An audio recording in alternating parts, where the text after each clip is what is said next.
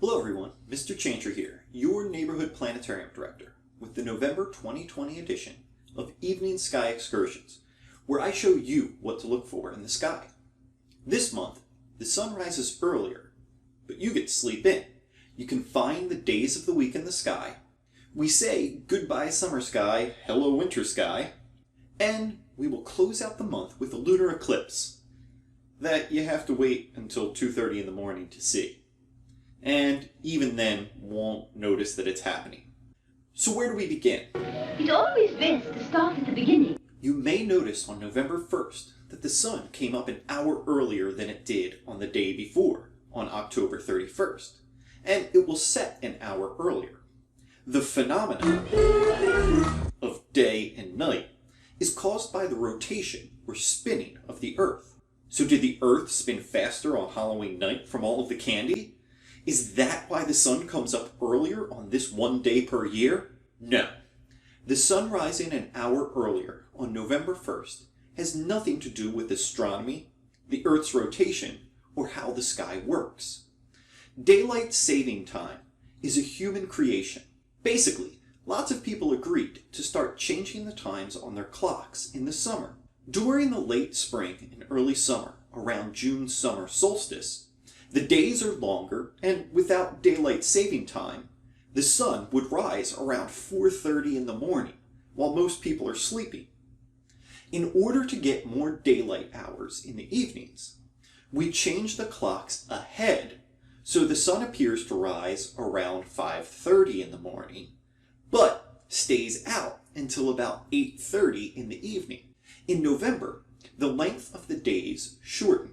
And as we approach December's winter solstice, we need to put the clocks back to normal. Some attribute the invention of daylight saving time to one of America's earliest inventors, Benjamin Franklin.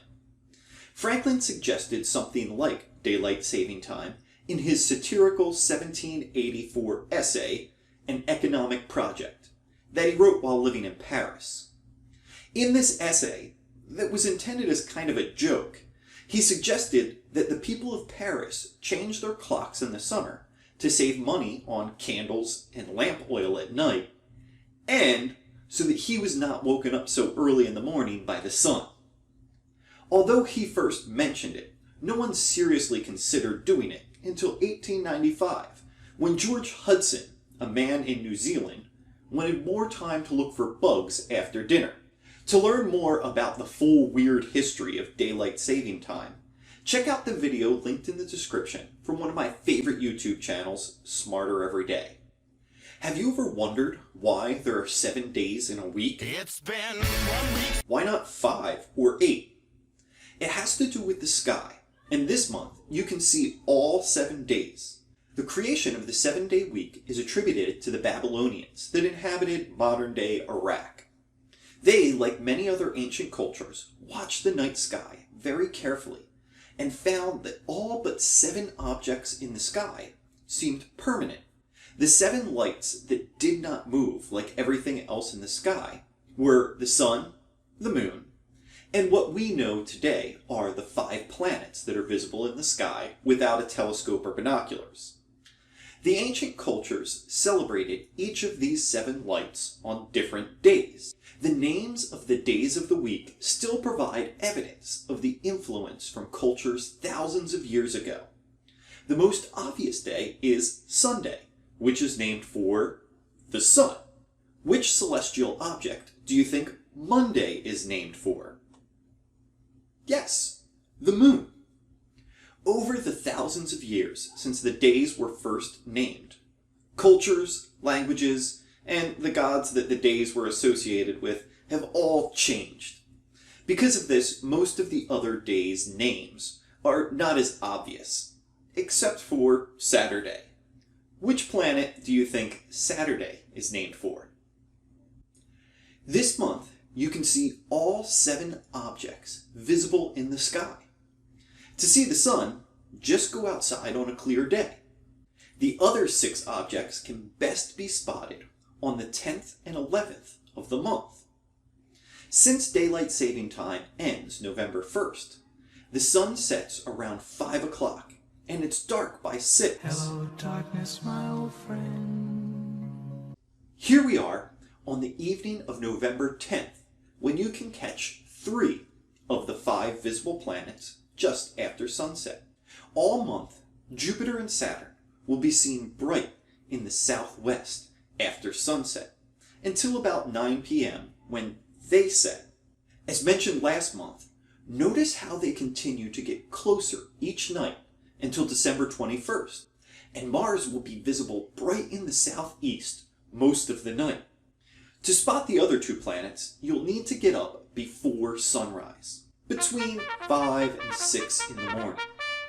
Here on the morning of November 11th, Venus is easily spotted as the brightest object in the east, about 2 widths of your fist stretched out at arm's length below the waning crescent moon. Mercury is a challenge to spot and will be best positioned to find on the mornings of the 9th, 10th, or the 11th. Here, on the 11th, we find Mercury about 1 fist width below Venus. Mercury is the closest planet to the Sun, and its orbit is in between Earth and the Sun. The furthest that Mercury can get from the Sun in the sky is about 2 to 3 fist widths.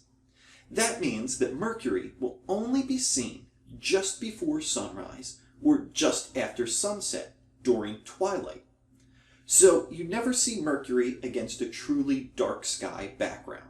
Even when Mercury is positioned best to be viewed, it can be difficult to spot. And on the morning of the 11th is around the time when Mercury is furthest from the Sun in the sky. By following the crescent moon 2 fists down to Venus, then 1 more fist down, you may be able to spot this 7th of the celestial objects used originally as inspiration for our 7-day week. Now let's look at some stars that show the sky slowly transitioning from summer to winter. Here we are on the night of November 25th, the night before Thanksgiving. If we look to the west, where the sun just set, we see the 3 bright stars of the summer triangle from 6 p.m. until about 9 p.m. If you look back out and look to the east at 10 p.m., you should be able to see the 3 bright stars that form the winter triangle asterism rising in the sky. As the days go by, the summer triangle will set closer to sunset until early January, when it will set before the sun. Meanwhile, in the east, the winter triangle will appear higher and higher each night in the evening sky. So, why does the sky change throughout the year? As mentioned earlier, the phenomena of day and night is caused by the Earth spinning or rotating. But that's not Earth's only motion. As Earth rotates, it also revolves or travels around the sun. We see different constellations in our sky throughout the year, because as the Earth goes around the sun, the night side of the Earth points to different directions in space. Imagine the Earth's orbit around the sun as a circle that has 360 small angles we call degrees, which are used to measure it.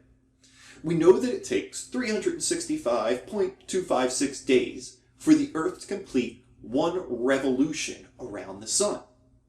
If we round the year to the nearest 10, we can see that the sky should appear to change about 1 degree per day. That's about the width of your pinky finger when held out at arm's length. That is not enough to notice from one night to the next, but after 2 weeks or a month, you can definitely notice the change of what constellations are visible where in the sky. So get outside this month and say your farewells to the summer sky, and say hello to the winter sky. Hello! Finally, at the end of the month, you may hear about a lunar eclipse on the 30th. I love when people get excited for events in the sky, like lunar eclipses. But don't get your hopes up. There will be a lunar eclipse on the 30th, starting at 2:30 a.m. and reaching maximum eclipse around 4:45 a.m. But before you decide to stay up really late or get up really early, let's talk about what kind of lunar eclipse this will be. Lunar eclipses occur when the moon goes into the shadow of the Earth. This blocks the sun's light from reflecting off the surface of the moon and shining down to us here on the Earth's surface. But the Earth has two shadows. One is called the umbra, and the other is called the penumbra. The umbra is the very dark shadow of the Earth in space. When you are in the Earth's umbra, the sun is completely blocked from your view. When the moon goes completely into the shadow, almost all light is stopped from reflecting off the moon, and it turns a deep reddish-brown color in the sky. And it's very neat to see. This is called a total lunar eclipse. The next total lunar eclipse visible to us is not until May of 2022. What is happening on November 30th is a penumbral eclipse. This is when the moon goes into the penumbra shadow of the Earth. If you were on the moon, you would see the Earth just blocking out part of the sun. So there would still be some sunlight reflecting off of the moon's surface and back down to us here on Earth. The moon does dim, slightly, but it's not very noticeable to most people. I have seen a few penumbral eclipses, and even as a trained observer of the night sky, I can barely tell the difference between the regular full moon and the full moon during the penumbral eclipse. Like I said before, I love when people get excited about events in the sky, but I also don't want you to get up early or stay up all night just to be disappointed. I hope you have some time this month to see the planets, sun, and moon in the sky. Go out and watch the sky slowly transition from summer to winter, or maybe even catch the eclipse. No matter how you spend your longer nights this month, don't forget to go outside, look up, and most importantly, be excellent to each other.